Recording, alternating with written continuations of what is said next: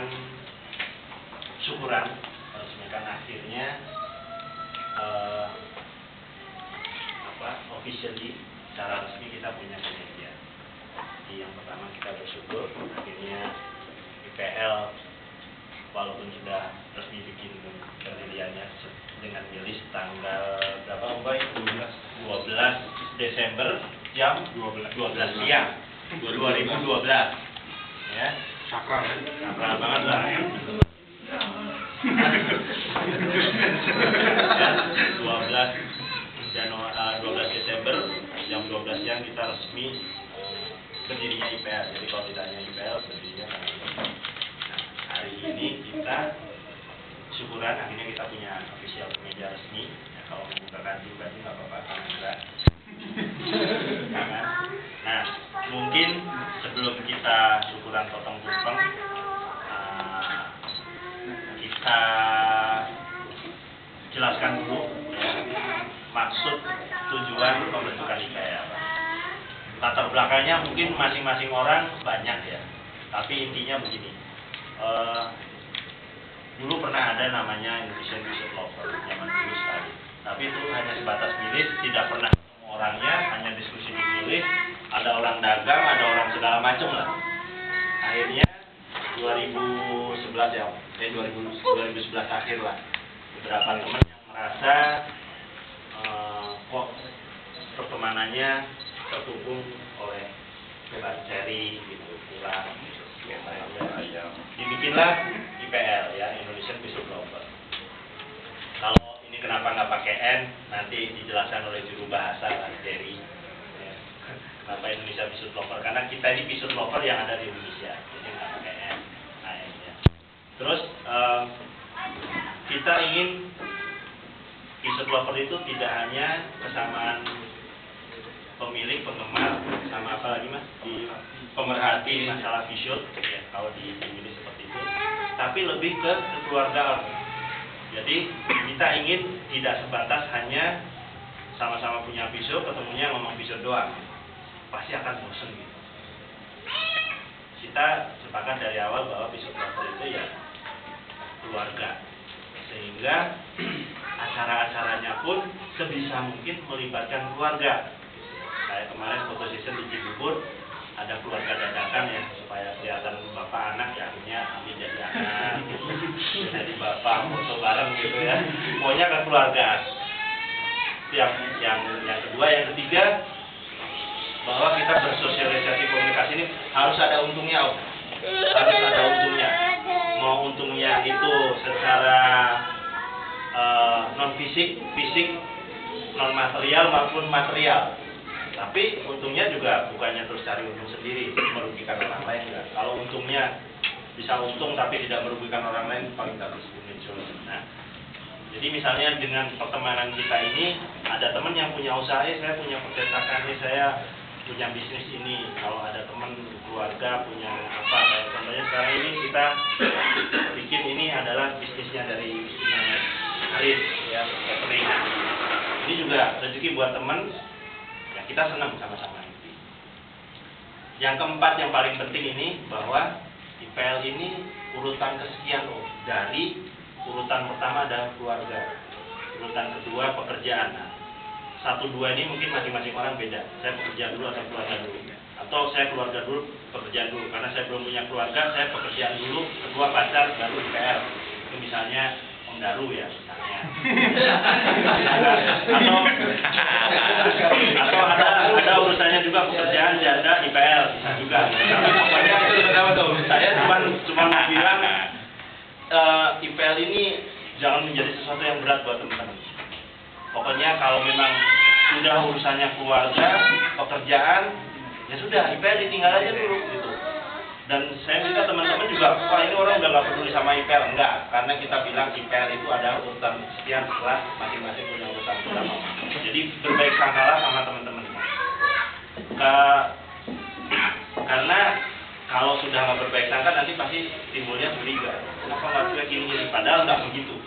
Ya, nggak begitu.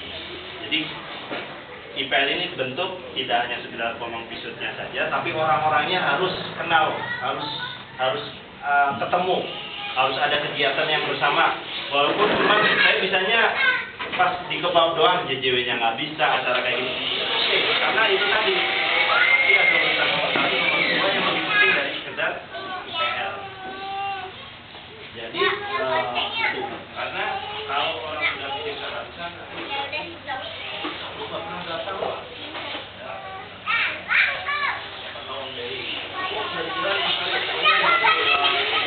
Lagi datang 15 menit langsung janda bos. Urutannya kan beda tadi kan. Itu harus kita maklumi gitu ya kan. Contohnya seperti itu. Gitu. Nah, karena kita mengutamakan kegiatan fisik dan hormon yang bersifatnya kekeluargaan, kita perlu media komunikasi. Kalau misalnya kita nggak bisa ngumpul, atau kita pilih, kita berharap semua yang bergabung di sel masuk pilih dan punya kemeja. Tidak gabung, sudah deklar udah mendeklarasikan sel. Yang kedua ada juga di BB Group, ada juga di Line, mungkin ada di WhatsApp, ada di Facebook. Jadi di Facebook juga akan saling-saling lagi, karena kita nggak mau ada orang cuma masuk, cuma nyari untung, masuk nggak pernah ketemu, nggak pernah kenalan, nggak pernah nunjukin mobilnya, toto saya jualan stiker, saya jualan rumah, saya nawarin janda, bisa ya seperti itu. Bisa. Itu buat kita nggak ini. Tapi intinya kita harus bisa ketemu, harus saling kenal.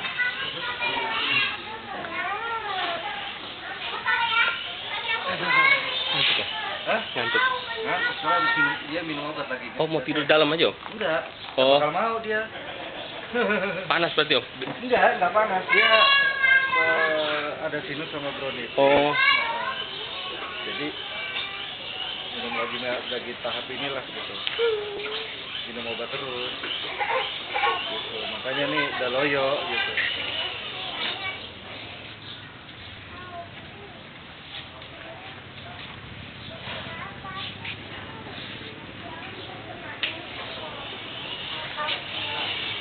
Mau Nyalain bingung kan? Nah, ini Om Padi nggak ketemu. Kalau nggak ketemu udah bercanda pasti tersinggung. Yang kedua kita juga harus hati-hati melakukan media komunikasi lewat media sosial. Misalnya Om Padi bilang, gue punya pelak nih, 1, 2 kasih deh siapa aja yang pertama kali posting di BP. Semua pencet Om. Cet gitu kan, begitu baca, ini semua langsung pencet. Yang masuk duluan siapa? Itu yang menentukan. Jadi ketika ada diskusi yang jauh 10 orang, yang ditanya si A, yang 4 ini udah masuk, yang lain belum masuk, ini udah ngejawab, yang ini belum masuk gitu loh. Begitu ini udah menjawab, dia masuk belakang. Wih, kan udah dijawab men, lu bego gak baca gitu.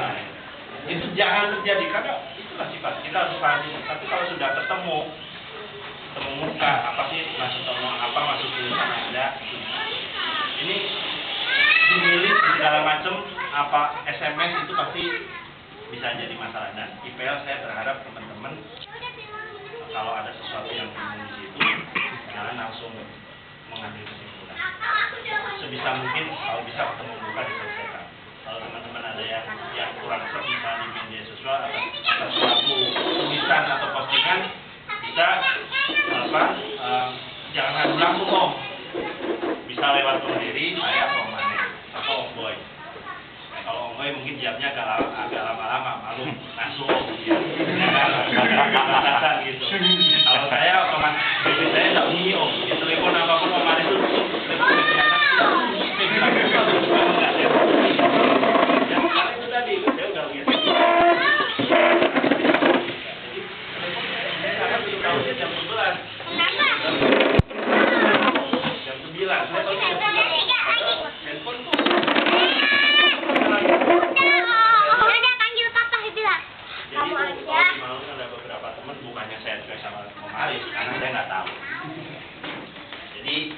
sebelum kita potong tumpeng, nama saya Mas Karyo, nama asli Tri Imam ya.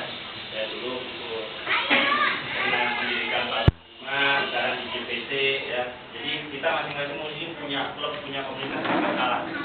Tapi ketika kita pakai baju DPR, itu aturan tadi yang kita sepakati, kita